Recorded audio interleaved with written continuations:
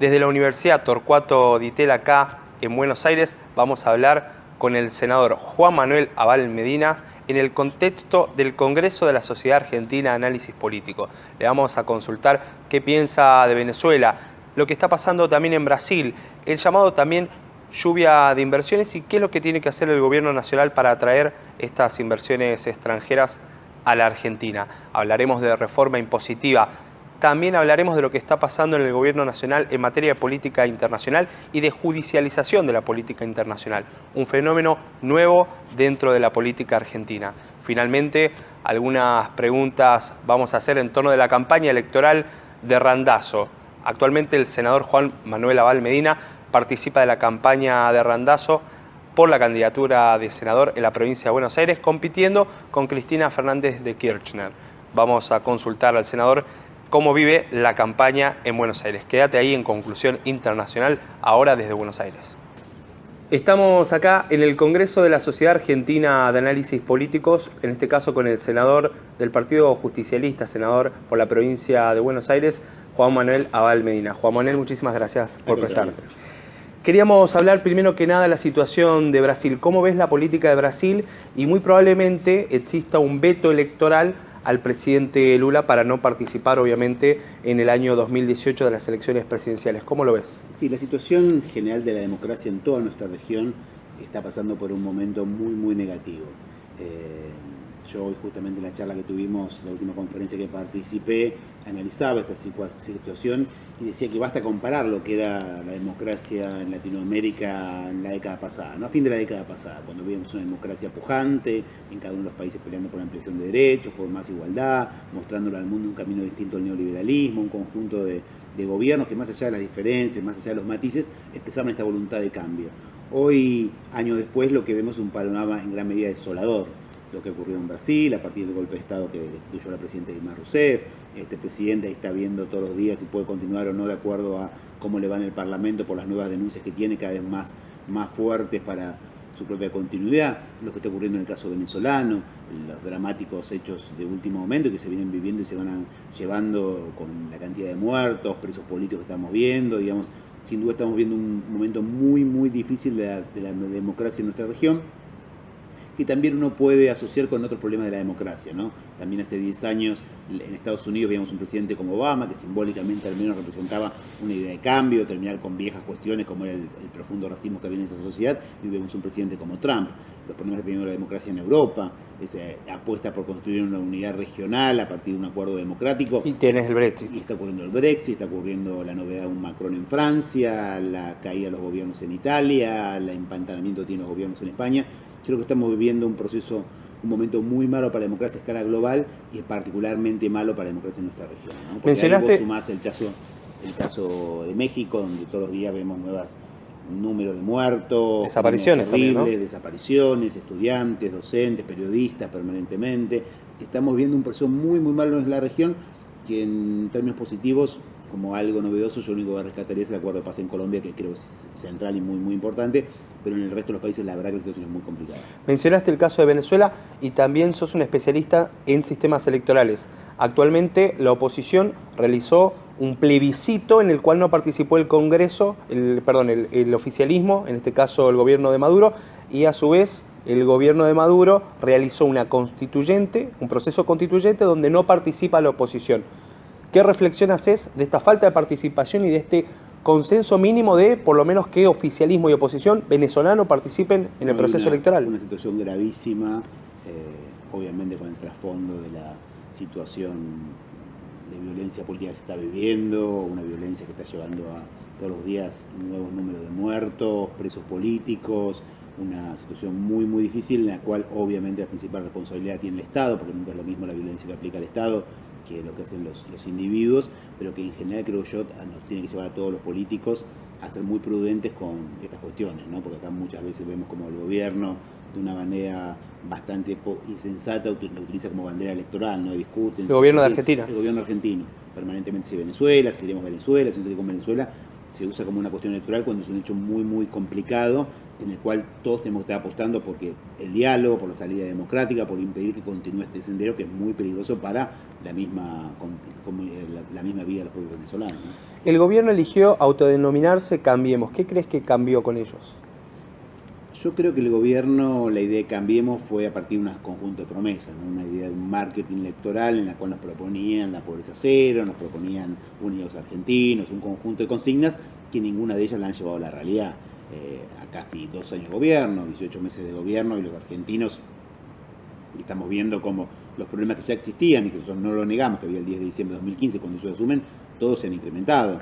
Hoy hay más pobres, hay más hambre, hay más desocupación, hay un conjunto de aspectos que hasta hay más déficit público, en los cuales este gobierno permanentemente le escapa a la discusión con esta idea del marketing permanente. Y ahora, frente a la elección, volver a discutir para atrás, quieren seguir discutiendo para atrás y no se hacen cargo que vienen gobernando y que vienen gobernando muy mal.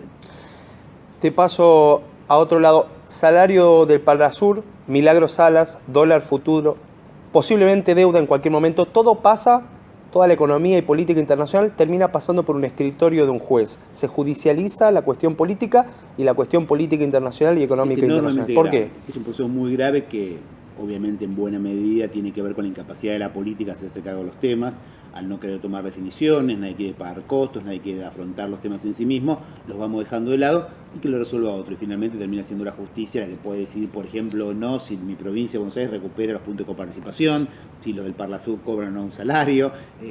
Hay una incapacidad de la política para resolver los temas que es muy negativa, ¿no? En la cual terminamos generando una judicialización de la política y por lo tanto una politización de la justicia, porque son dos fenómenos que van uno de la mano del otro. El resultado siempre es muy nocivo. De hecho, hace poquito hablábamos con Agustín Rossi, que nos comentaba que además de no cobrar el sueldo, ya ni siquiera cobraban para trasladar el Parlasur cuando tenían que hacer algún tipo de sesión, o siquiera los viajes y la nafta para acercarse hasta Montevideo. Te paso ahora por el lado de la reforma impositiva. Se habla muchísimo de la lluvia de inversiones. Sin embargo, en el año 2016, que son los que se tienen dato, la inversión extranjera directa cayó a la mitad de lo que fue en el 2015. Pasamos de 11.000 millones de dólares a 5.000 millones de dólares. Sin embargo, el gobierno dice, bueno, pero esto va a pasar, esto va a cambiar por 2 motivos. Si no gana Cristina y si hay una reforma impositiva. ¿Quiénes para vos se tienen que sentar si existe una reforma impositiva en Argentina en esa mesa para decir qué baja y qué no? En primer lugar, la no llegada de inversiones, este gobierno que buscan son distintas excusas. Primero era una, después otra, después otra, después otra. Y mañana va a ser por elecciones ahora y después cuando van a ser elecciones en 2 años. Cristina es otra excusa también. Permanentemente van buscando excusas para no afrontar la cuestión. Yo creo que hay una cuestión que no terminan de entender. Ellos tienen una lectura muy ideológica de la realidad económica, creyendo que si hay un gobierno que tiene sintonía con el mundo de las empresas y el mundo del capital, la gente invierte. Y los empresarios invierten si tienen ganancias, y para que haya ganancias tiene que haber consumo. Y en un país que tiene tasas, como tenemos en Levac, que superan los 26, 27 puntos, es muy difícil que ingrese una inversión productiva en la Argentina. Entonces, a la vez un consumo que cae, menos oportunidades, es como un círculo vicioso en el cual cada nueva salida que propone el gobierno, lamentablemente, conduce a una peor situación. ¿En qué lugar pensás vos que se inserta con este gobierno la Argentina en el plano internacional? ¿Dónde lo ubicás? Yo creo que este gobierno tiene una lectura, confunde la política internacional con el turismo presidencial. A ver. Yo escuché a algún asesor importante de este gobierno diciendo, no, somos un país importante porque nos recibieron X cantidad de presidentes. Durán Barba. Exacto. Entonces, poniendo eso como... Y nadie pregunta, bueno, pero ¿qué obtuvimos en esa reunión? ¿Qué fuimos a buscar? ¿Qué estamos pretendiendo? Eso no importa el objetivo, importa la foto con un presidente. Y eso no es una política internacional.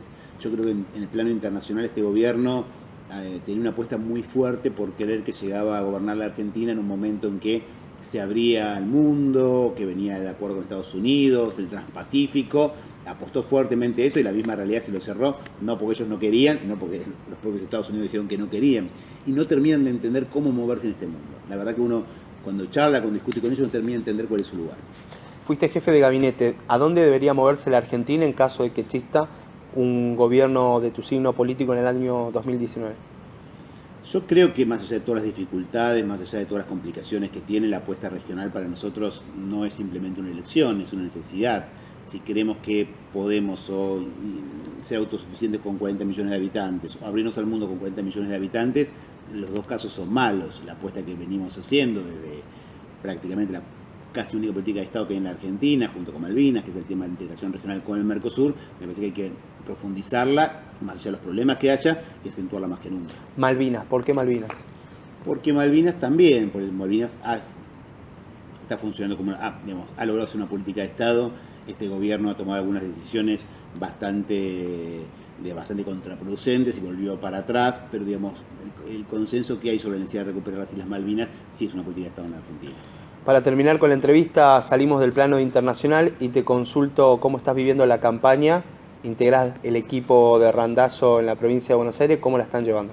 Bien, estamos muy contentos, estamos recorriendo la provincia, estamos haciendo algo distinto, ¿no? Una campaña en la cual todos los demás grupos parecen coachados por Durán Barba y se pelean por quién lo imita mejor, y con las caras y las imágenes, etc. En la parte escenográfica, decís vos. En general como estrategia de campaña, ¿no? Cuidan los mensajes, qué dice cada uno, no le permiten a algunos hablar, no le permiten a otros hablar. Nosotros estamos haciendo una campaña recorriendo la provincia, hablando con todo el mundo, discutiendo, planteando cuestiones, planteando temas, y creemos nosotros que es el mejor camino para construir el peronismo. Un peronismo que voy a hacerse cargo de todo lo que hicimos bien estos 12 años, reconocer los errores para volver a ser mayoría, para volver a recuperar la credibilidad de la ciudadanía, recuperar la credibilidad del conjunto de aquellos que nos fueron abandonando en los últimos tiempos, para apostar a volver a construir un peronismo de mayorías. ¿Quiénes fueron los que fueron abandonando la opción electoral del peronismo?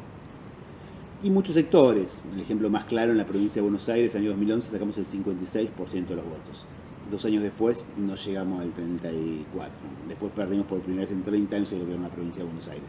Creo que nosotros nos fuimos cerrando demasiado sobre nosotros mismos, fuimos dejando de escuchar, fuimos dejando de buscar sumar, y cada vez fuimos siendo menos. Y en política, como sabemos y como se enseñó Juan Domingo Perón, hay que sumar y no restar, ¿no?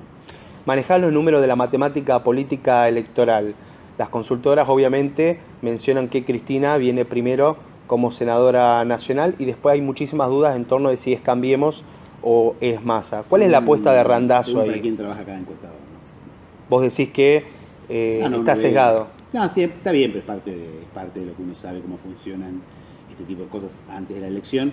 La apuesta nuestra es, sinceramente, no pensamos en términos de encuestas porque sabemos que partimos muy de atrás, digamos, estamos compitiendo contra Cristina, que fue hace 26 años una dirigente importante en la política y candidata y ocupando cargos relevantes, el gobierno nacional que ni hablar, y Sergio Massa, que hace poco tiempo ganó una elección, después perdió otra, pero viene estando el candelero. La apuesta nuestra es mucho más por ir sentando las bases para una reconstrucción del peronismo. Última pregunta, ¿estuviste cerca de Cristina, sobre todo en la parte de la gestión política en la Argentina? Si tuvieras que asesorarla hoy, ¿qué le dirías?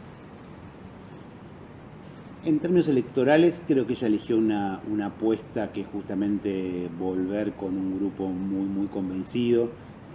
Ella cree seguramente y sinceramente, porque ella siempre hace lo que cree que es lo más correcto, que es lo que le manda la etapa. Yo hubiera preferido otra cosa, sin duda, ¿no? Hubiera preferido que se pusiera al frente una apertura, de sumarnos no solo nosotros, sino muchos otros más sectores, y un gran paso, discutir todos adentro y sumar más volumen y tener más fuerza política para esa discusión fuerte que tenemos que dar con el gobierno. Juan Manuel Nadie nos puede explicar por qué acá estamos ahora en la ciudad de Buenos Aires, en mi provincia, a poquitas cuadras acá, no puede haber una PASO. Acá el peronismo tiene una PASO con todos los sectores. En la provincia de ustedes el peronismo tiene una PASO con todos los sectores. En el Chaco ganamos con una PASO con todos los sectores. Nadie nos puede explicar por qué en provincia de Buenos Aires no podíamos tenerla, y Cristina decidió tomar esta decisión tan rara de dejar el partido solamente para no competir con nosotros, lo cual nos parece, digamos, tampoco se entiende por el lado que tendría miedo a perder con nosotros. Entonces no terminamos de entender el porqué de esto. De hecho, en la PASO, Juan Manuel, en el caso de la ciudad de Rosario son 10 listas y en la provincia de Santa Fe son 2 listas a diputado. Sos el creador de la PASO. La última pregunta. ¿Estás recibiendo críticas por parte de Macri? ¿Esto no sirve más? ¿Agota? Incluso dijo, habría que ir a elecciones cada 4 años. Claro. Defendeme la PASO. Él utilizó la PASO para llegar al gobierno, hicieron Cambiemos, juntaron a Carrió, que decía que Macri era el más corrupto de la historia argentina, al radicalismo que decía que su límite era Macri, lo usaron para llegar al gobierno. No quieren que haya una PASO del peronismo y de la oposición en el año 2019. Es bastante evidente. ¿Sobrevivirá tu bebé la PASO? Sin duda. Sin duda, gracias. Sin duda, porque cuando la gente recupera más derechos democráticos es difícil que lo ceda.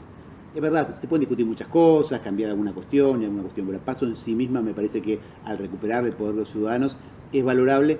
Y si se hubiesen aplicado como corresponderían, a ver, yo en la Argentina, a pocos días de la PASO, abrí una PASO acá en la ciudad de Buenos Aires, entré Carrió y Lustó, y en la provincia de Buenos Aires, entre Florencio Randazzo, Cristina y algún otro más, nadie estaría hablando que los PASO no sirven. Son problemas de los actores. Lo que yo tenemos que hacer es pensar cómo fortalecemos las PASO, por ejemplo, impidiendo que se den cuestiones como lo que estamos viendo, ¿no? Que dirigentes de un partido político puedan competir contra ese partido político en la misma elección, ¿no? Juan Manuel Abal Medina, muchísimas gracias por haber pasado por Conclusión Internacional. Muchísimas gracias, y esto fue todo desde la Universidad Torcuato Di Tella en el Congreso de la Sociedad Argentina de Análisis Políticos para Conclusión Internacional.